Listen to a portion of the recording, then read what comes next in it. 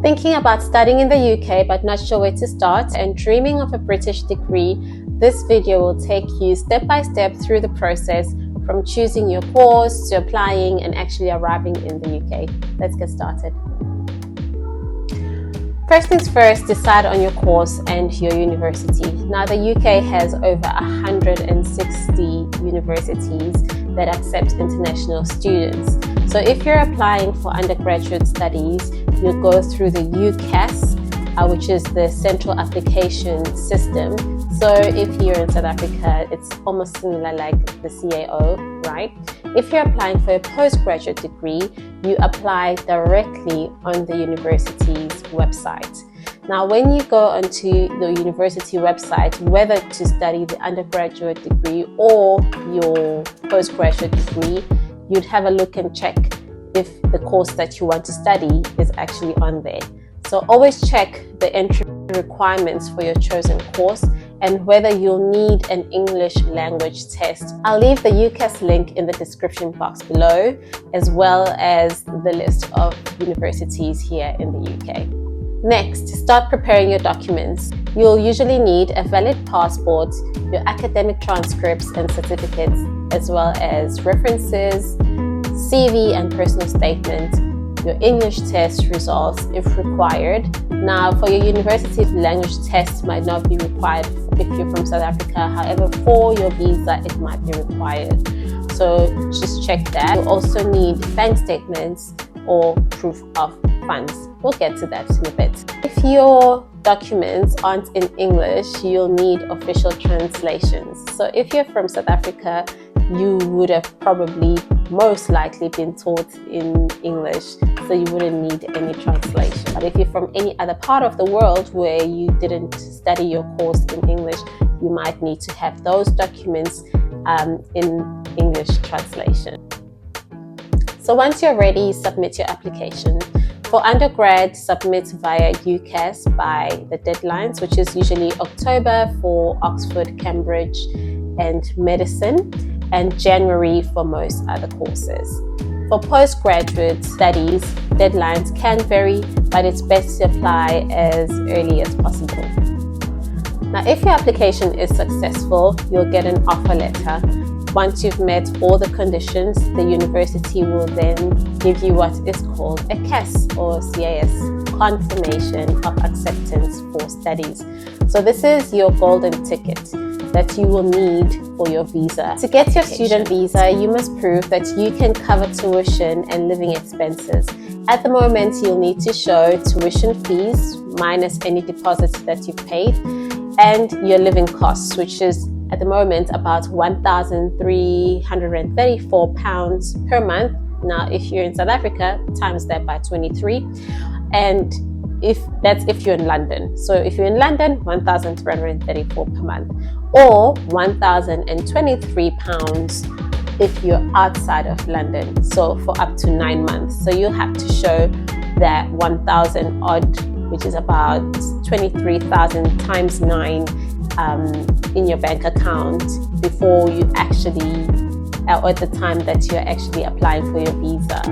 As proof of funds that you'll be okay. If you're on a scholarship, most scholarships will cover most of these costs for you. So always check with your provider or your scholarship what they are offering you.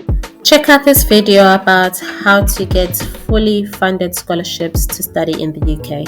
If you're on a full scholarship, you don't need to worry about all this. But if you are on a partial scholarship, you might need to worry about some of it, but if you are fully self-funded, you need to worry about all of it. All right, so I mustn't say worry, you need to fund all of it because it's all possible.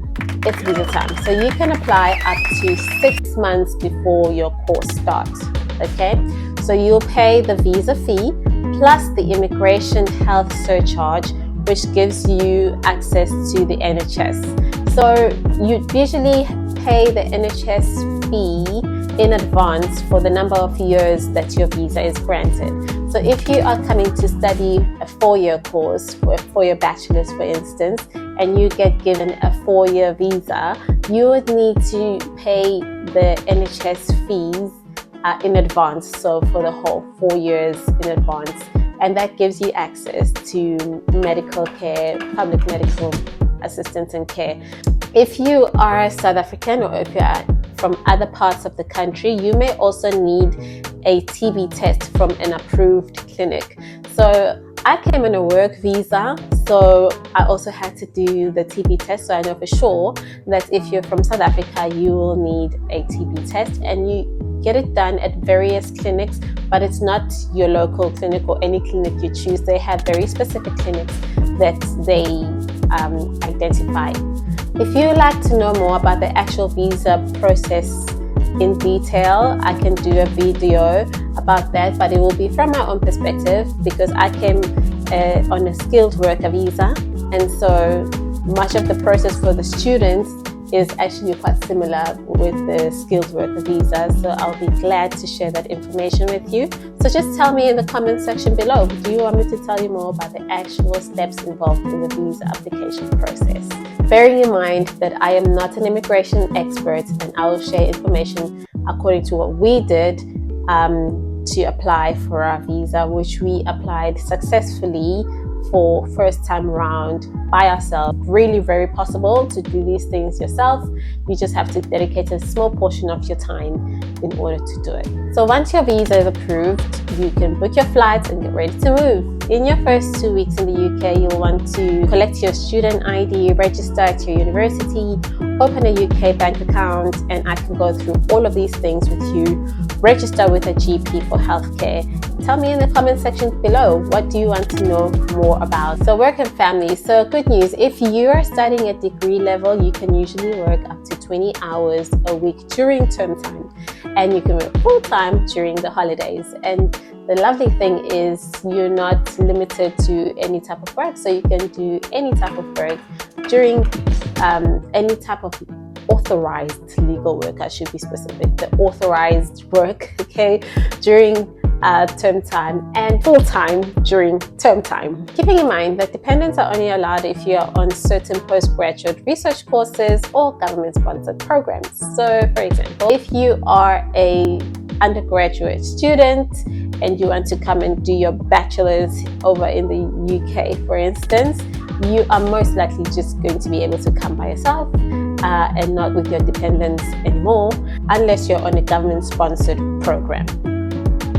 If you're coming to do a postgraduate degree, you'd usually need to be studying a Master's by Research, or MRes as they will call it, or you would need to be studying your PhD, which is research anyway.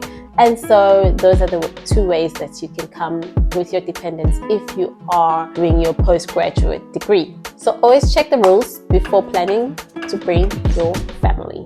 And that's it from South Africa to the UK, step by step. If you found this helpful, give this video a thumbs up. Please subscribe for more content on studying abroad, and drop your questions in the comment section below. Good luck with your UK study journey.